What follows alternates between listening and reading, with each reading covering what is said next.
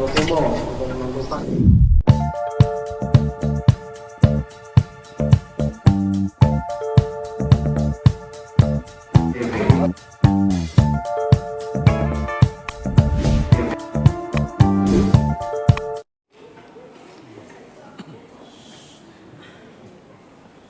Ya, terima kasih yang mulia.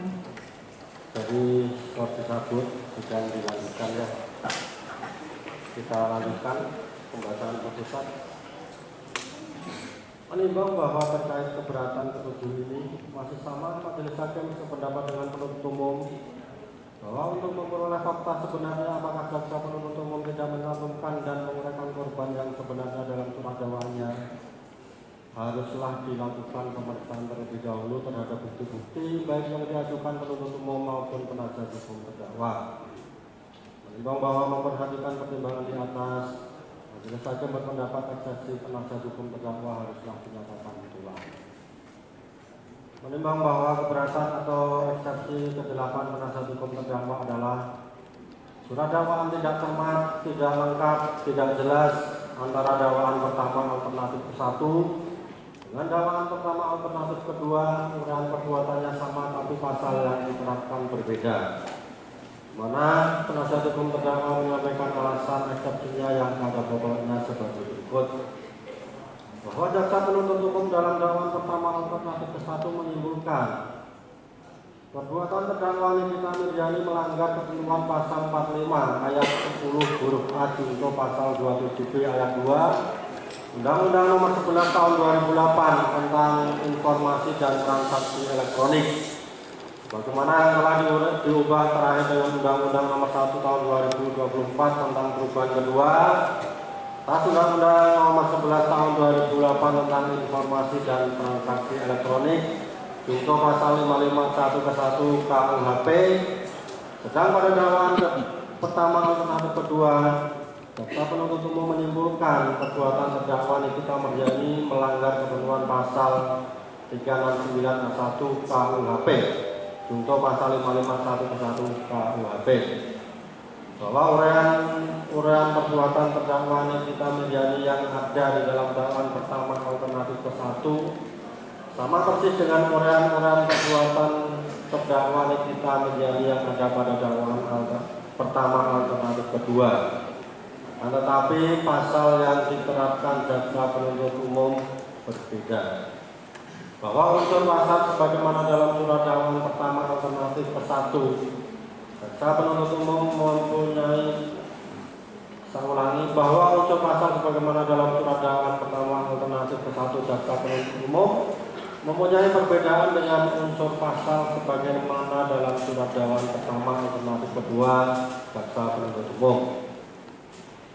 Bahwa jika pasal yang diterapkan pada dakwaan pertama alternatif ke-1 berbeda dengan dakwaan pertama alternatif kedua berbeda, maka secara hukum seharusnya uraian perbuatannya pun juga harus berbeda.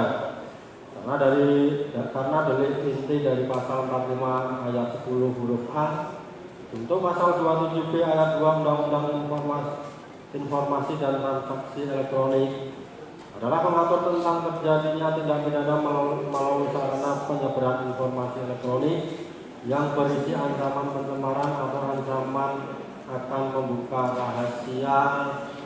Sedangkan delik ini yang ada di dalam pasal 369 ayat 1 KUHP adalah mengatur tentang adanya perbuatan memaksa seseorang untuk memberitahukan sesuatu dengan ancaman akan mencemarkan baik dengan lesan maupun tulisan atau dengan ancaman akan membuka rahasia.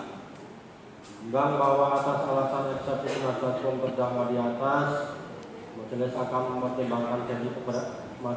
akan mempertimbangkan sendiri keberatan penasihat hukum terdakwa sebagai berikut. Menimbang bahwa penuntut umum dalam menyusun dakwaannya adalah berdasarkan berita acara pemeriksaan dari keterangan saksi-saksi, berita acara pemeriksaan dari pendapat ahli, berita acara pemeriksaan dari keterangan terdakwa, adanya bukti surat dan barang bukti. Menimbang bahwa dari keterangan yang ada dalam berita acara pemeriksaan tersebut, selanjutnya penuntut umum akan menerangkan uraian perbuatan terdakwa dalam surat dakwaan. dengan menentukan pasal yang akan dikenakan terhadap terdakwa. Menimbang bahwa pada akhirnya dengan uraian perbuatan tersebut, maka manakala penuntut umum yakin adanya suatu perbuatan hukum yang dilakukan terdakwa, maka akan disusun dengan dakwaan tunggal. Namun apabila ada keraguan pada uraian perbuatan terdakwa dengan pasal yang akan dikenakan, maka penuntut umum akan menyusun dengan dakwaan alternatif.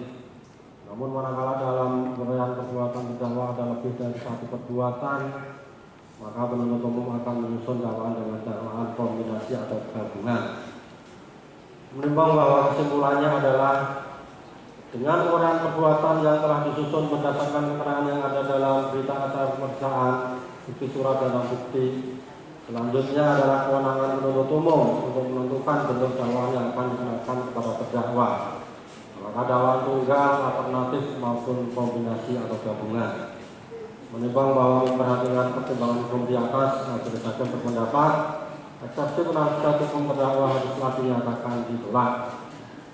Menimbang bahwa selanjutnya eksepsi ke-9 penasihat hukum terdakwa adalah surat dakwaan tidak cermat, tidak lengkap dan tidak jelas karena jaksa penuntut umum mengkumulasikan atau menggabungkan perbuatan pengancaman dengan pencemaran nama baik dengan pasal 3 Undang-Undang Nomor 8 Tahun 2010 tentang tindak pidana pencucian uang. Padahal dalam pasal 3 Undang-Undang Tindak Pidana Pencucian Uang tidak terdapat tindak pidana asal atau predikat crime berupa tindak pidana pengancaman dan pencemaran nama baik, di mana penasihat hukum terdakwa menyampaikan alasan eksepsinya yang pada pokoknya sebagai berikut. Bahwa jaksa penuntut umum dalam dakwaan kedua kumulatifnya berkenaan dengan tindak pidana pencucian uang